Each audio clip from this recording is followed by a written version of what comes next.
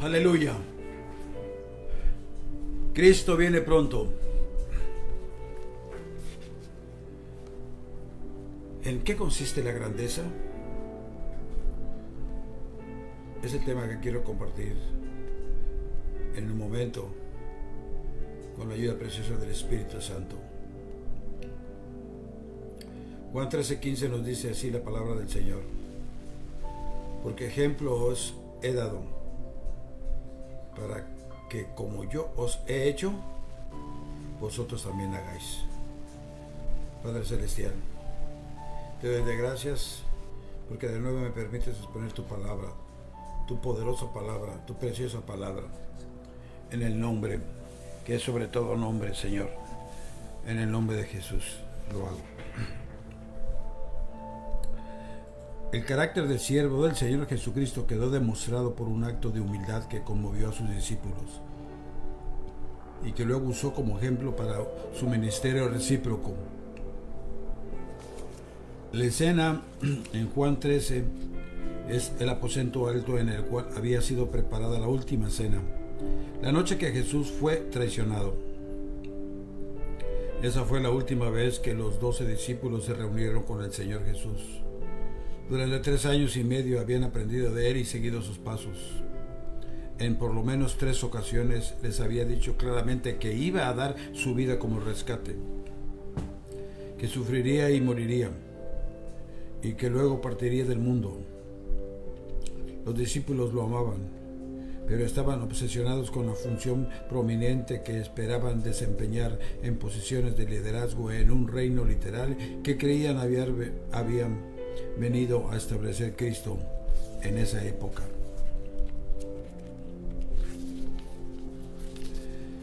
¿En qué consiste la grandeza?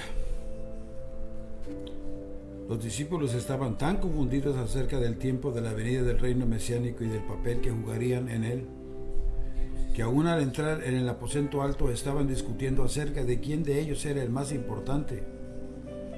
Obsérvelo, léalo en Lucas 22:24. Como gallinas en un corral, se pisotearon entre sí tratando de obtener el mejor bocado. ¿No es así precisamente como actuamos? Nuestra perspectiva de las cosas están tan dirigidas a nosotros mismos que constantemente procuramos ser los primeros en recibir el beneficio. Una actitud así carece de la mentalidad del siervo, que se preocupa por satisfacer las necesidades del prójimo.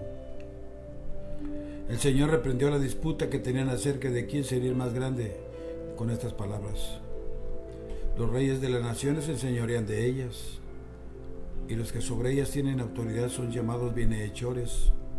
Mas no así vosotros, sino que sea el mayor entre vosotros como el más joven, y el que dirige como el que sirve. Yo estoy entre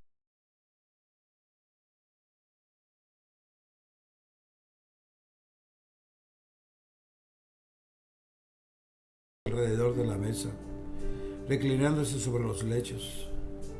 Evidentemente no había un esclavo doméstico a mano que hiciera el acostumbrado lavado de los pies de los visitantes.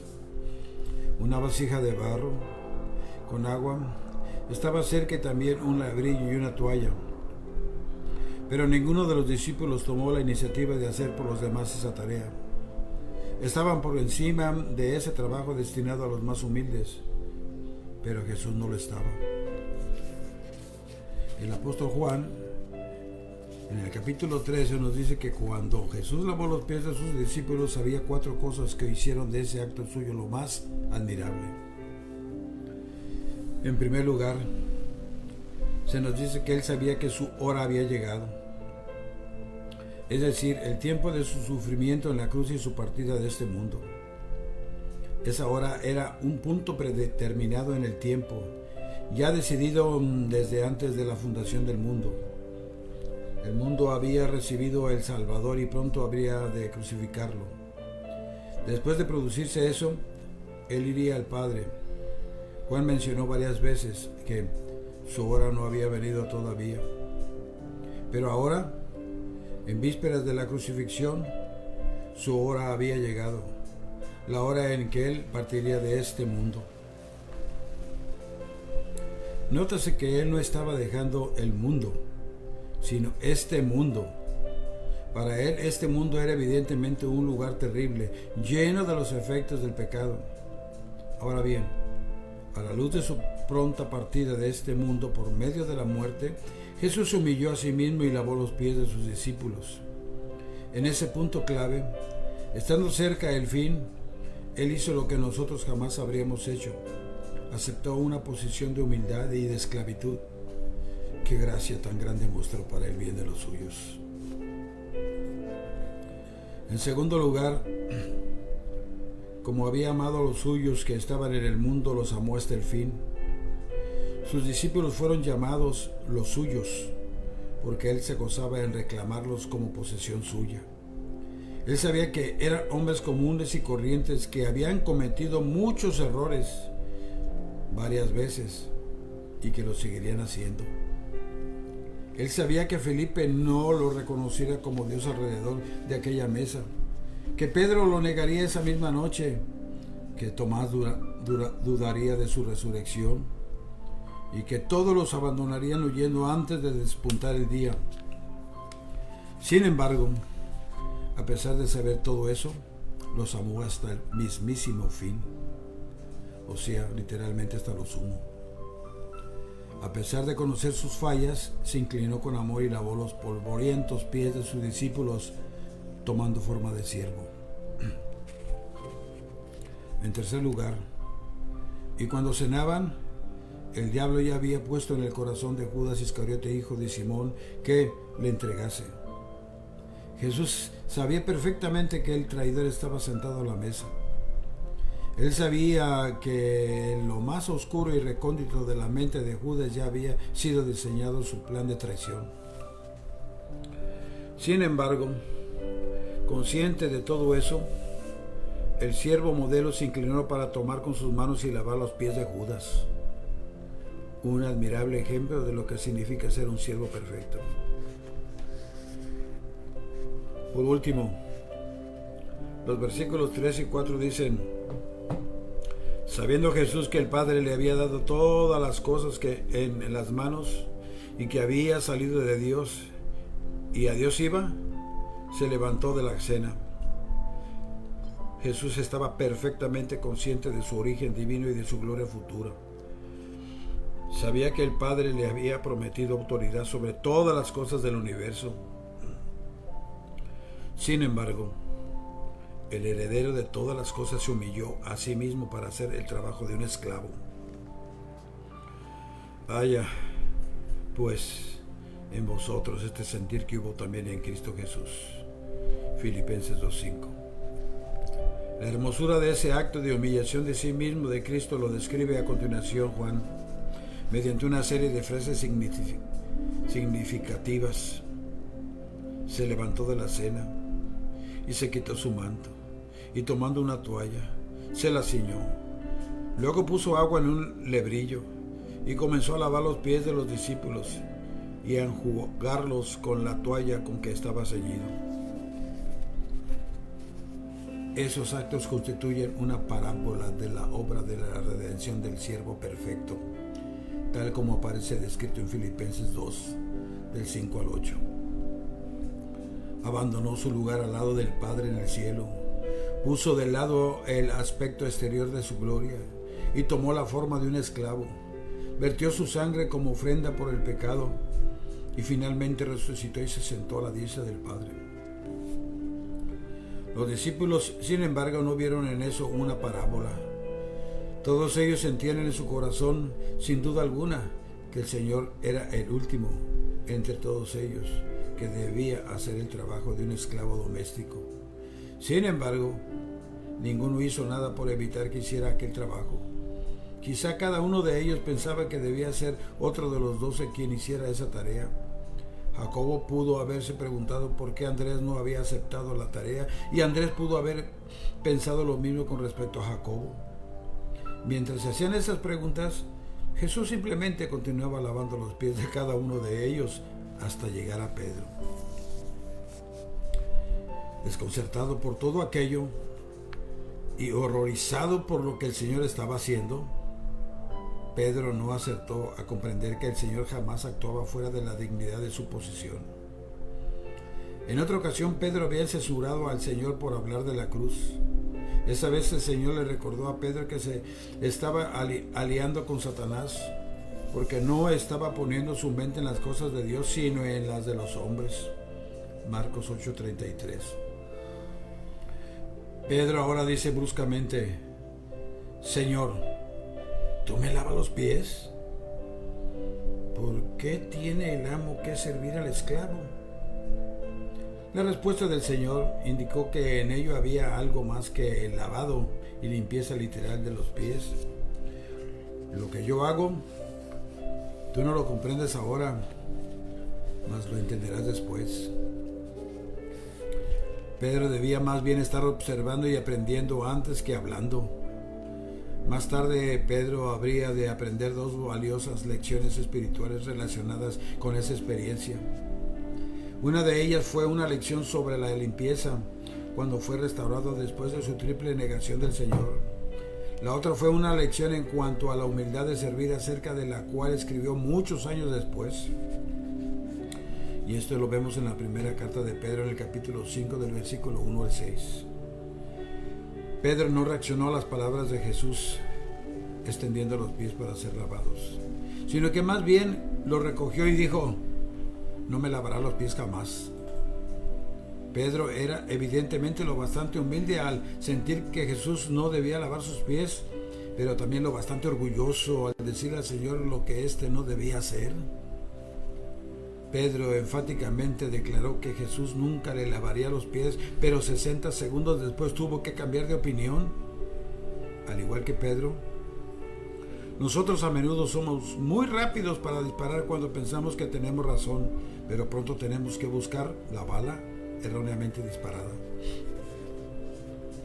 El Señor amablemente le hizo notar a Pedro una de las grandes bendiciones del lavado de los pies, los beneficios de la limpieza espiritual. Si no te lavare, no tendrás parte conmigo, le respondió. El Señor estaba usando los pies sucios de Pedro como ilustración de una importante verdad espiritual.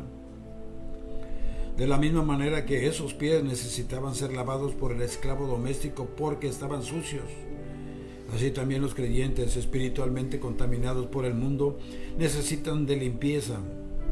Y así como fue necesario que Pedro admitiera que sus pies estaban sucios y tenía que colocarlos en las manos del Señor para ser limpiados, también el creyente ha de pecado, va al Señor, le confiesa sus pecados y recibe perdón y limpieza. Jesús le dijo a Pedro que si no le lavaba no tendría parte con él. La palabra parte se refiere a la comunión diaria y al compañerismo con Cristo, no a la vida eterna. Es la misma palabra empleada cuando Jesús dijo a Marta que María había escogido la buena parte, porque María había preferido permanecer en la presencia de Cristo, mientras que Marta estaba ocupada con otras cosas. Nuestra comunión práctica con Cristo es tan frágil que el más pequeño de los pecados puede destruirla. Por eso es tan importante esa lección, pero cada uno de nosotros llamados a servir al Señor. Lutero dijo que el diablo no les permite a los cristianos llegar al cielo con los pies siempre limpios, y tenía razón. Pero el compañerismo roto, causado por los pies sucios, puede ser restaurado por la limpieza de Cristo. Si confesamos nuestros pecados, Él es fiel y justo para perdonar nuestros pecados y limpiarnos de toda maldad. Primera de Juan 1:9. Cuando Pedro finalmente comenzó a darse cuenta de que el Señor estaba hablando de limpieza espiritual y comunión con Él, respondió con su característica impulsividad. Señor, dijo, si de lo que estás hablando es de comunión contigo, lava no solo mis pies, sino dame un baño completo. Entonces el Señor le dice a Pedro que solo era necesario lavar sus pies y no todo su cuerpo. El Señor Jesús empleó la imagen de los baños públicos común en las ciudades de aquellos tiempos. Después de bañarse, las personas iban a sus casas a través de calles polvorientas usando sandalias. Al llegar a sus casas era necesario que se lavaran los pies. También hacía eso cuando iban al mercado o visitaban a algún amigo. El baño era una sola vez, pero el lavado de los pies sucios era frecuente. Las diferentes palabras griegas que se emplean para indicar bañado, o sea, lavado, y lavarse corroboran esa diferencia. La lección para Pedro y para nosotros es que él ya estaba lavado. Era un creyente en Cristo, a quien se le había perdonado todos los pecados, y no necesitaba de un nuevo lavado. Lo que sí necesitaba era limpieza de la contaminación del mundo. A eso se refiere lavar los pies. Si pecaba, no necesitaba salvación, sino la renovación de la comunión con Dios. Era importante que Pedro aprendiera eso desde ese momento, ya que dentro de pocas horas cometería el peor pecado de su vida al negar al Señor. Aún al producirse no necesitaba otro baño, o sea, lavado de salvación, sino la limpieza y la restauración de la comunión. Parte de esa historia no está escrita, y parte sí lo está en Juan 21. Toda ella, sin embargo, se basa en el hecho de que Cristo amó a Pedro hasta lo sumo. Si mi hermano o hermana que me está escuchando, si le fallamos al Señor, ¿qué es lo que tenemos que hacer? El Espíritu Santo nos redarguye. ¿Y qué es lo que hacemos? Pedirle perdón a Dios. ¿Y qué es lo que hace el Señor? Y si lo hacemos de corazón, automáticamente nos perdona. Esa es la misericordia grande de Cristo. Esa provisión del lavado espiritual de los pies del cristiano es algo maravilloso. Pues cuando pecamos podemos ir al Salvador. ¿Y sabe usted para qué? Para ser restaurados. Él usa el agua de la palabra para hacer eso. Nos dice en Efesios 5:26. Y luego, si le fallamos, si el hermano o alguien que se den cuenta que hemos fallado, en lugar de orar por nosotros, todo lo contrario hace. Pero Cristo no. Cristo conoce nuestra entrada y nuestra salir. Y Él conoce todo nuestro ser. Y cuando nos llegamos a Él no nos echa fuera. Bendito sea el nombre del Señor. Cuando estemos conscientes de haber hecho algo en contra de su voluntad. Así, hermano, podemos ir inmediatamente a Él en confesión.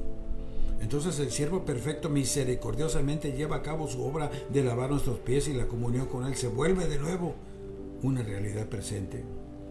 No podemos ser siervos eficientes de Cristo si nuestros pies no son lavados. Uno de los 12, por supuesto, no experimentó jamás el lavado de la regeneración. Ese fue Judas. ¿Y sabe usted por qué? Porque él no pidió perdón.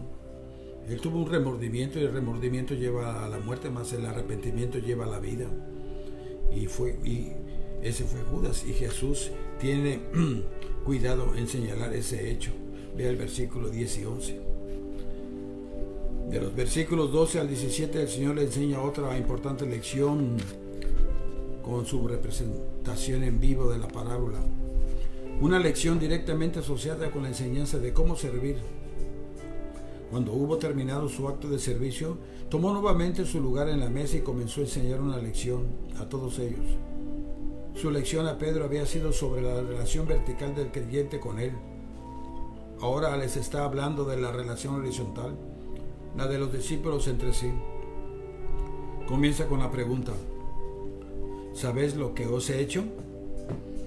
Sin esperar su respuesta, les dice: vosotros me llamáis Maestro y Señor, y decís bien, porque lo soy.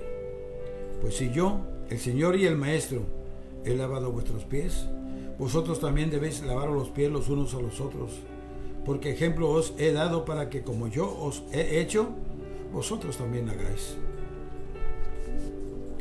El Señor Jesús estaba diciendo en realidad: si yo, vuestro Señor y Maestro, he tomado el papel de un esclavo, entonces ustedes, que son mis siervos, deben estar dispuestos a ser siervos los unos de los otros. Eso es normal, pero difícil de aceptar.